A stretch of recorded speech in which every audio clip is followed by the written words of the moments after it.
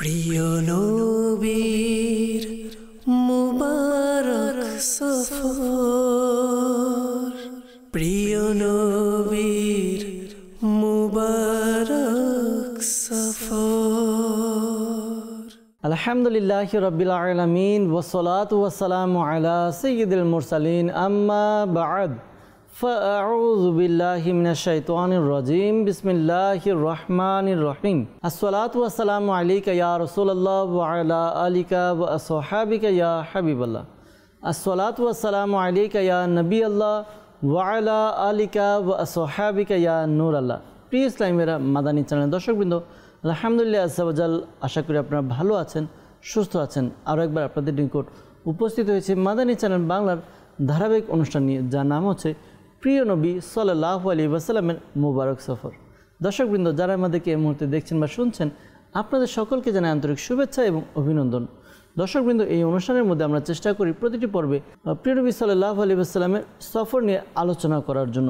আমাদের প্রিয় নবী সাল্লাল্লাহু আলাইহি ওয়াসাল্লাম তার জীবদ্দশায় বিভিন্ন জায়গায় সফর করেছেন, বিভিন্ন প্রেক্ষাপটে সফর করেছেন। ওই সফরগুলো আমরা তুলে ধরার চেষ্টা করি, ওই সফরগুলো নিয়ে আমরা আলোচনা করি। ওই সফরের মধ্যে যে ঘটনাগুলো এসেছে বা ঘটনা বর্ণিত হয়েছে, ওই ঘটনাগুলো নিয়ে আমরা আলোচনা করি, যাতে এ থেকে আমরা শিক্ষা গ্রহণ করতে পারি। দর্শকবৃন্দ, আমরা পর্যায়ক্রমে ধারাবাহিকভাবে অনেকগুলো সফর নিয়ে আলোচনা করেছি। আর গত পর্বে আমরা আমাদের প্রিয় নবী সাল্লাল্লাহু আলাইহি ওয়াসাল্লামের হজের সফর, হজ করতে গিয়ে নবী করিম সাল্লাল্লাহু আলাইহি ওয়াসাল্লাম যে সফর করেছেন, ওই সফর নিয়ে আলোচনার আমরা শুরু করেছি। গত পর্বে শুনেছি যে প্রিয় নবী সাল্লাল্লাহু আলাইহি ওয়াসাল্লাম নবম হিজরিতে যখন হজ ফরজ হয়, এরপরে আল্লাহ নবী সাল্লাল্লাহু আলাইহি ওয়াসাল্লাম প্রথম যে সফর শুরু করেছেন হজের, ওই সফর নিয়ে আলোচনা চলছিল। সাহাবায়ে কিরাম আলাইহিমুর রিদওয়ানদেরকে ঘোষণা দিয়ে প্রিয় নবী সাল্লাল্লাহু আলাইহি ওয়াসাল্লাম কী করেছেন, সফর করেছেন। তো ইনশাআল্লাহ তাআলা আমরা আলোচনা শুনবো ওই সফরের ধারাবাহিকতা। আসুন অনুষ্ঠানের শুরুতে আমরা প্রিয় নবী সাল্লাল্লাহু আলাইহি ওয়াসাল্লামের উপর দুরূদে পাক পাঠ করার ফজিলত সম্বলিত হাদিসে মোবারকা শ্রবণ করি। আমার আপনার নবী, দয়ালু নবী, মায়ার নবী, রহমাতুল আলামিন নবী সাল্লাল্লাহু আলাইহি ওয়াসাল্লাম ইরশাদ ফরমান, যে ব্যক্তি আমার উপর একবার দুরূদে পাক পাঠ করে, আল্লাহ তাআলা তার উপর 10টি রহমত অবতীর্ণ করেন। সুবহানাল্লাহ। দর্শকবৃন্দ, দুরূদে পাকের কেমন ফজিলত বরকত রয়েছে আমরা শুনলাম। আসুন আমরা আমাদের নিজের মেন্টালিটি তৈরি করি যে আমরা অধিকারে দুরূদে পাক পাঠ করব। সাল্লু আলাল হাবিব সাল্লাল্লাহু তাআলা আলা মুহাম্মদ সাল্লাল্লাহু তাআলা আলাইহি ওয়াসাল্লাম। দর্শকবৃন্দ, আপনারা দেখছেন অনুষ্ঠান প্রিয় নবী সাল্লাল্লাহু আলাইহি ওয়াসাল্লামের মোবারক সফর। দর্শকবৃন্দ, যে বিষয়টি বলছিলাম যে এই অনুষ্ঠানের মধ্যে সফর নিয়ে আলোচনা করি। আল্লাহ নবী সাল্লাল্লাহু আলাইহি ওয়াসাল্লাম হজ সফরের সময় সাহাবায়ে কিরামদেরকে ঘোষণা দিয়েছেন যে চারিদিকে বলে দাও যে যারা চায় তারা যেন আমার সাথে সফর করে হজের জন্য, হজ করার জন্য। তো দলে দলে সাহাবায়ে কিরাম আলাইহিমুর রিদওয়ান এক এক জায়গা থেকে মদিনার দিকে চলে এসেছেন। এরপর নবী করিম সাল্লাল্লাহু আলাইহি ওয়াসাল্লাম তাদেরকে নিয়ে হজের উদ্দেশ্যে যাত্রা দিয়েছেন। সবাই মদিনাতে এসেছে, কিছুটা তরবিয়ত হবে এই জন্য। এরপর নবী করিম সাল্লাল্লাহু আলাইহি ওয়াসাল্লাম যখন জুলহুলাইফা আসলেন, জুলহুলাইফা যেখান থেকে ইহরাম বাঁধতে হয়, যারা মদিনা থেকে মক্কা শরীফে যাবে উমরা করার জন্য, তাদের জন্য ওই জুলহুলাইফা এটা হচ্ছে মিকাত। সেখানে তাদেরকে ইহরামের নিয়ত করতে হবে, ইহরামের করতে হবে। তখন নবী করিম সাল্লাল্লাহু আলাইহি ওয়াসাল্লাম ইহরামের নিয়ত করলেন এবং তালবিয়া পাঠ করলেন, লাব্বাইক আল্লাহুম্মা লাব্বাইক, লাব্বাইক লা শারীকা লাকা লাব্বাইক, ইন্নাল হামদা ওয়ান নি'মাতা লাকা ওয়াল মুলক লা শারীকা লাক। তো এই তালবিয়া পড়লেন এবং সাহাবায়ে কিরাম আলাইহিমুর রিদওয়ানদেরকেও কী করলেন, বললেন, হুকুম দিলেন যে তোমরাও জোরে জোরে তালবিয়া পাঠ করো। দর্শকবৃন্দ, এই ছিল আমাদের গত পর্বের যতটুকু আমরা আলোচনা করেছি। আজকে এরপর থেকে আলোচনা করব নবী করিম সাল্লাল্লাহু আলাইহি ওয়াসাল্লামের সফরের মধ্যে কিছু ঘটনাও ঘটেছে। যখন সাহাবায়ে কিরাম আলাইহিমুর রিদওয়ানকে নিয়ে আল্লাহ নবী সাল্লাল্লাহু আলাইহি ওয়াসাল্লাম সফর শুরু করলেন। সফর শুরু করে এক পর্যায়ে গিয়ে নবী করিম সাল্লাল্লাহু আলাইহি ওয়াসাল্লাম এক জায়গায় উপস্থিত হলেন। ওই জায়গার নাম হচ্ছে জিতাওয়া। ওইখানে অবস্থান করলেন এবং সেখানে পৌঁছে ফজরের নামাজ আদায় করলেন। এরপর আবু বকর সিদ্দিক রাদিয়াল্লাহু তাআলা আনহু তিনি তার শাহজাদিকে হুকুম দিলেন, নির্দেশ দিলেন যেন নবী করিম সাল্লাল্লাহু আলাইহি ওয়াসাল্লাম যেই পশুগুলো নিয়ে এসেছেন সফরের সাথে, ওই পশুগুলোতে নবী করিম সাল্লাল্লাহু আলাইহি ওয়াসাল্লামের কাফেলার যে সরঞ্জাম রয়েছে, যেই পাথেও রয়েছে, সেগুলো কি করলেন ওই সাওয়ারিতে আরোহীর মধ্যে উঠিয়ে দিলেন। এরপর দেখা গেল ওই উট যেগুলো নিয়ে আসা হয়েছিল, আমরা শুনেছিলাম গত পর্বে যে নবী করিম সাল্লাল্লাহু আলাইহি ওয়াসাল্লাম কুরবানির জন্য কিছু পশু সাথে নিয়েছেন যেন সেখানে গিয়ে কুরবানি করতে পারেন। তো ওই কুরবানির পশুর উপরে অর্থাৎ উটের উপরে সামান দেওয়া হলো। এরপর আবু বকর সিদ্দিক রাদিয়াল্লাহু তাআলা আনহু এক গোলামকে দায়িত্ব দিলেন যে তুমি এগুলো সংরক্ষণ করবে, এর পর্যবেক্ষণ করবে, রক্ষণাবেক্ষণ করবে, এগুলো দায়িত্ব দিয়ে দিলেন। তো সবাই চলতে লাগলো। এরপর হজরতে সাইয়েদনা আবু বকর সিদ্দিক রাদিয়াল্লাহু তাআলা আনহু এবং প্রিয় নবী সাল্লাল্লাহু আলাইহি ওয়াসাল্লাম কিছুটা আগে চলে গিয়েছেন, আর রাত হয়ে গেল। তখন ওই গোলাম আরোহী থেকে অর্থাৎ ওই উট থেকে নেমে আরাম করতে লাগলেন, ঘুমিয়ে গেলেন। যখন তিনি ঘুম থেকে উঠলেন তখন তিনি দেখলেন তার পাশে ওই উটগুলো আর নেই, উট হারিয়ে গেছে, উটকে আর খুঁজে পাচ্ছেন না। আর আল্লাহ নবী সাল্লাল্লাহু আলাইহি ওয়াসাল্লাম সিদ্দিক আকবর রাদিয়াল্লাহু তাআলা আনহুকে নিয়ে জুরাহ নামক স্থানে সেখানে গিয়ে কী করলেন, আরোহণ থেকে নামলেন। তো এরপরে সেখানে জোহরের নামাজ আদায় করলেন। হযরত সাইয়েদনা আবু বকর সিদ্দিক রাদিয়াল্লাহু তাআলা আনহু তিনি অপেক্ষা করতে লাগলেন যে গোলাম উট নিয়ে কখন আসবে, অপেক্ষা করতেছেন। যখন গোলাম পৌঁছালো তো দেখলেন সাথে উট নেই। তখন গোলামকে জিজ্ঞাসা করলেন, উট কোথায়, কি হলো, তুমি একা?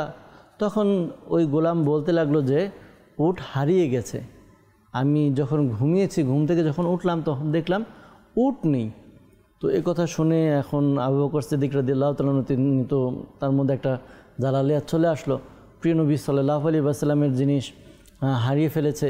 তো সিদ্দিক আকবর রাদিয়াল্লাহু তাআলা ওই গোলামের সাথে তাকে প্রহার করলেন। তো আল্লাহ নবী সাল্লাল্লাহু আলাইহি ওয়াসাল্লাম পাশে ছিলেন, সেটা দেখে মুস্কি হাসছেন আর সিদ্দিক আকবর রাদিয়াল্লাহু তাআলাকে উদ্দেশ্য করে বলছেন, দেখো কি করছে। তো এরপর আল্লাহ নবী সাল্লাল্লাহু আলাইহি ওয়াসাল্লাম নিষেধ করলেন মারার জন্য। তো বর্ণিত হয়েছে, কিতাবের মধ্যে এসেছে যে বনি সালিমের থেকে আলে ফজল তারা যখন খবর পেল যে নবী করিম সাল্লাল্লাহু আলাইহি ওয়াসাল্লামের উট হারিয়ে গেছে, তখন তারা কী করলো, একটা পেয়ালার মধ্যে খেজুর পনির এগুলো নিয়ে আল্লাহ নবী সাল্লাল্লাহু আলাইহি ওয়াসাল্লামের কাছে পাঠালেন। আল্লাহ নবী সাল্লাল্লাহু আলাইহি ওয়াসাল্লাম সেটা যেন গ্রহণ করেন। আল্লাহ নবী সাল্লাল্লাহু আলাইহি ওয়াসাল্লাম বললেন, হে আবু বকর, এখানে আসো, আল্লাহ তাআলা আমাদের জন্য পবিত্র খাবারে পাঠিয়েছেন। হযরত আবু বকর সিদ্দিক রাদিয়াল্লাহু তাআলা আনহু ওই গোলামের ব্যাপারে শিকায়ত অর্থাৎ অভিযোগ করতে লাগলেন যে এমন এমন হয়েছে। আল্লাহ নবী সাল্লাল্লাহু আলাইহি ওয়াসাল্লাম ইরশাদ করলেন যে হে আবু বকর, তুমি শান্ত হও, আর এটার ব্যাপারে অর্থাৎ এই যে উট হারিয়ে গেল এটার ব্যাপারে তো আমাদের হাত নেই বা গোলামেরও হাত নেই, তো তাকে কিছু বলে বা কী ফায়দা হবে, আর তারই বা দোষ কী। তো যখন এটা আবু বকর সিদ্দিক রাদিয়াল্লাহু তাআলা আনহুকে বলা হলো, তো তিনিও কি করলেন, শান্ত হয়ে গেলেন। তো বর্ণিত হয়েছে যে প্রিয় নবী সাল্লাল্লাহু আলাইহি ওয়াসাল্লাম তার পরিবারবর্গ এবং হযরত সাইয়েদনা আবু বকর সিদ্দিক রাদিয়াল্লাহু তাআলা আনহু কী করলেন, ওই পেয়ালা থেকে খেজুর পনির যে খাবার ছিল, খাবার থেকে কিছু তারা খাবার খাচ্ছিলেন। তো বর্ণিত হয় যে হযরত সাইয়েদনা সাদ বিন উবাদা রাদিয়াল্লাহু তাআলা আনহু এবং তার ছেলে হযরত কায়েস রাদিয়াল্লাহু তাআলা আনহু কী করলেন, উট যেটার মধ্যে তাদের জিনিসপত্র ছিল, তখন নবী করিম সাল্লাল্লাহু আলাইহি ওয়াসাল্লামের খিদমতে পেশ করলেন যে ইয়া রাসূলুল্লাহ সাল্লাল্লাহু আলাইহি ওয়াসাল্লাম, আপনার তো উট হারিয়ে গেছে, আমাদের এটা কবুল করুন, আমরা এটা আপনাকে উপহার দিলাম, আপনি এটা কবুল করেন। তো ঠিক ওই সময় হযরত সাইয়েদনা সাফওয়ান রাদিয়াল্লাহু তাআলা আনহু প্রিয় নবী সাল্লাল্লাহু আলাইহি ওয়াসাল্লামের সেই হারানো উটের সন্ধান করে কী করলেন, খবর নিয়ে আসলেন। তখন আবু বকর সিদ্দিক রাদিয়াল্লাহু তাআলা আনহুর কাছে বলতে লাগলেন যে দেখে নেন উট এই যে পাওয়া গিয়েছে। প্রিয় নবী সাল্লাল্লাহু আলাইহি ওয়াসাল্লাম ইশারা করলেন আবু বকর সিদ্দিক রাদিয়াল্লাহু তাআলা আনহুকে, একটু দেখে নাও যে সব কিছু ঠিক আছে কিনা, অর্থাৎ কোনো জিনিস তো হারিয়ে যায়নি। তো যখন দেখা গেল, খোঁজা হলো, তখন দেখা গেল একটা পেয়ালা এটা ছিল না, যে একটা পেয়ালা কম বাকি সব ঠিক আছে। তখন ওই গোলাম বলতে লাগলো যে ওই পেয়ালা আমার কাছে আছে। তখন হজরত সাইয়েদনা আবু বকর সিদ্দিক রাদিয়াল্লাহু তাআলা আনহু আল্লাহ তাআলার শুকরিয়া জ্ঞাপন করলেন, শুকরিয়া আদায় করলেন। হুজুর নবী করিম সাল্লাল্লাহু আলাইহি ওয়াসাল্লাম হজরত সাদ বিন উবাদা রাদিয়াল্লাহু তাআলা আনহুকে বললেন যে আল্লাহ তাআলা আমাদের উটকে সহি সালামতে আমাদের কাছে পৌঁছিয়েছেন, এটার জন্য আপনার কৃতজ্ঞতা জ্ঞাপন করছি। আর আপনি যে বিষয়গুলো অর্থাৎ আপনি যে দিয়েছেন আমাদেরকে উট তোহফা হিসেবে দিয়েছেন, সেগুলো এখন তো আর আমাদের প্রয়োজনে, যেহেতু আমাদের জিনিসগুলো পাওয়া গেছে, আপনি আপনার প্রয়োজনে এগুলো খরচ করতে পারবেন। তখন প্রিয় নবী সাল্লাল্লাহু আলাইহি ওয়াসাল্লামের পরে তাদের জন্য অর্থাৎ সাদ বিন উবাদা রাদিয়াল্লাহু তাআলা তার সন্তানের জন্য খায়র এবং বরকত, কল্যাণ এবং বরকতের জন্য দোয়া করলেন। হযরত সাদ রাদিয়াল্লাহু তাআলা তিনি বলতে লাগলেন যে ইয়া রাসূলুল্লাহ সাল্লাল্লাহু আলাইহি ওয়াসাল্লাম, আমাদের যে সকল বিষয়ে আপনি হস্তক্ষেপ করেন, আমাদের সম্পদের মধ্যে যেগুলোর মধ্যে আপনি নেন বা করেন, তো ওগুলোর মধ্যে দেখা যায় যে অন্যান্য সম্পদের চাইতে এই সম্পদের মধ্যে বেশি বরকত থাকে, আর ওইগুলো আমাদের জন্য বেশি পছন্দনীয়। যে যদি আমাদের জিনিসপত্রের মধ্যে আপনি কিছু গ্রহণ করেন তাহলে এটা আমাদের জন্য অনেক প্রিয়।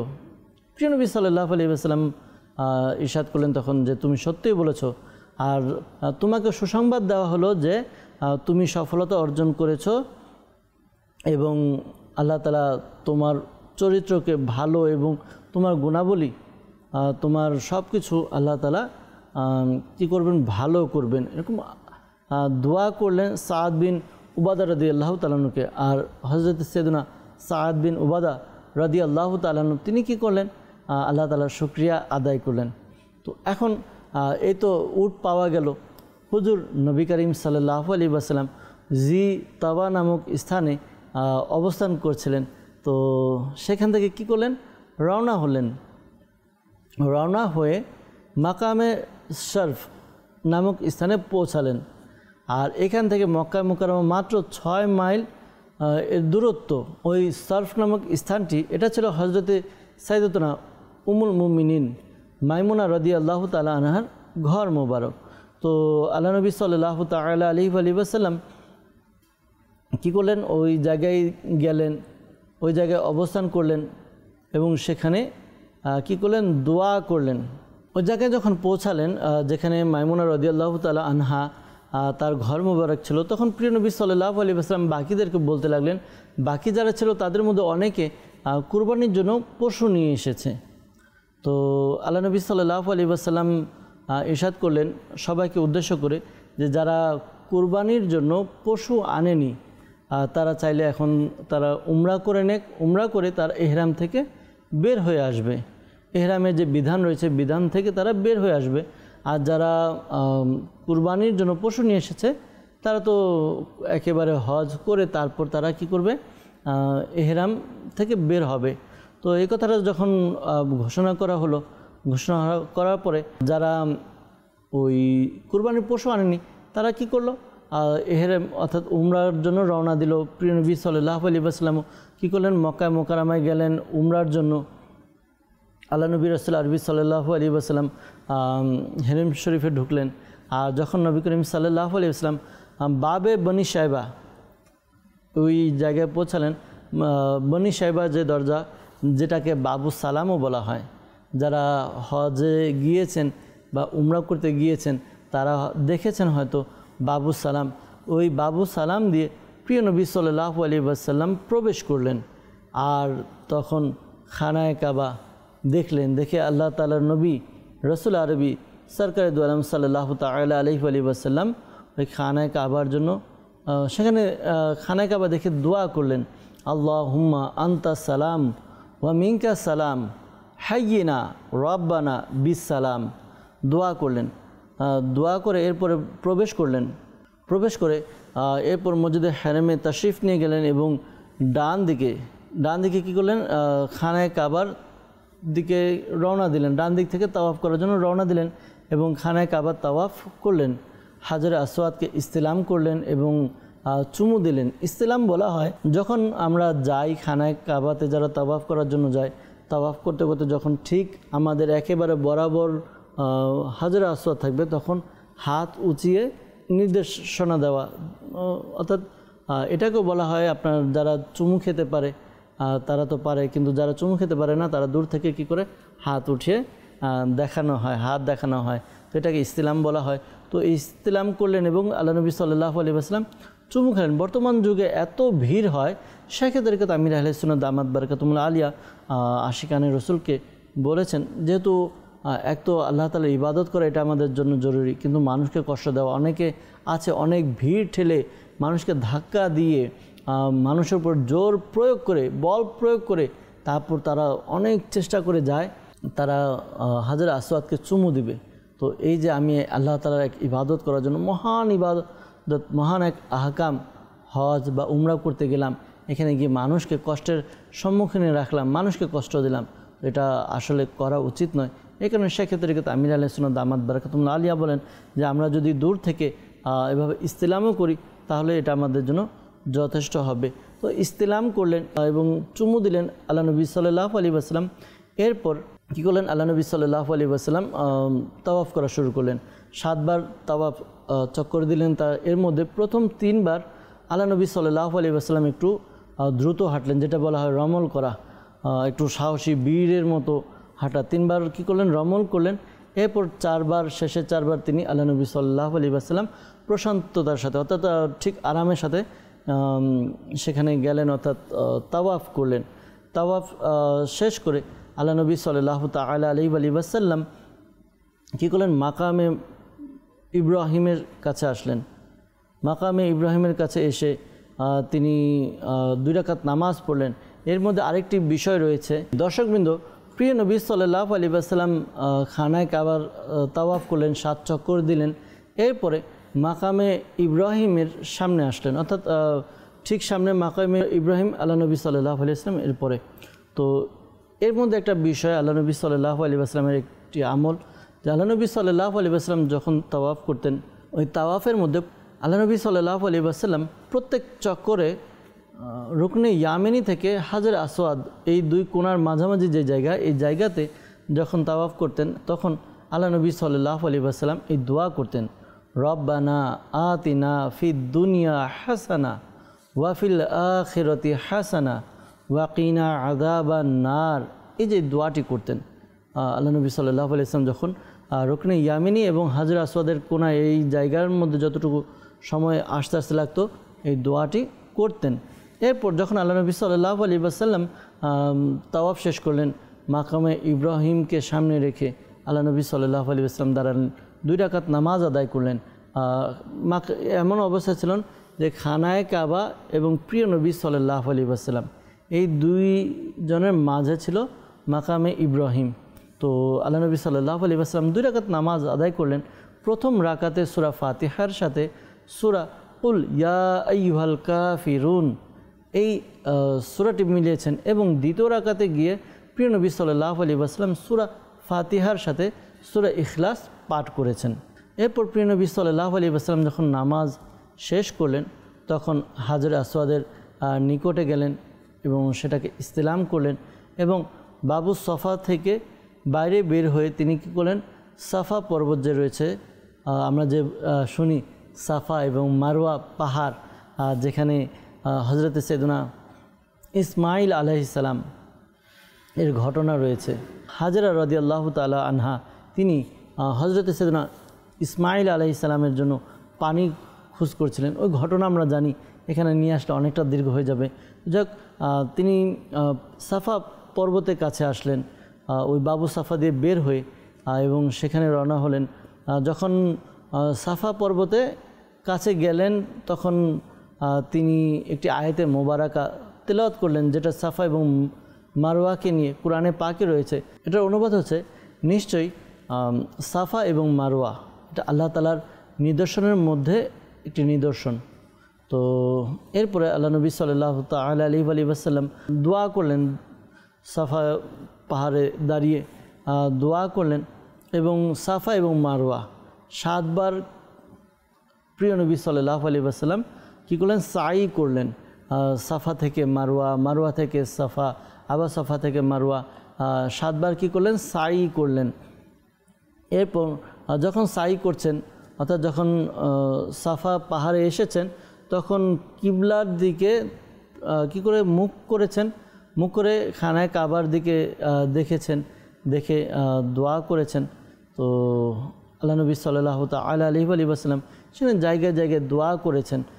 আল্লাহ তাআলা ওই দোয়াগুলো আমাদের হকেও কবুল করুক। যখন আমরা যাব খানায় কাবা তাওয়াফ করব, এরপর সাফা মারওয়া সাই করব, তখন আমরা কি করব, দোয়া করব। আল্লাহ তাআলা দোয়া কবুল করুক। আর এরপরে দর্শকবৃন্দ ঘটনা চলছিল যে বর্ণিত হয়েছে যখন নবী করিম সাল্লাল্লাহু আলাইহি ওয়াসাল্লাম তার পবিত্র বিবিগণ, স্ত্রীগণ, উম্মাহাতুল মুমিনিনদের এই নির্দেশ দিলেন যে তোমরা উমরা করে তোমাদের ইহরাম থেকে তোমরা বের হয়ে যাও।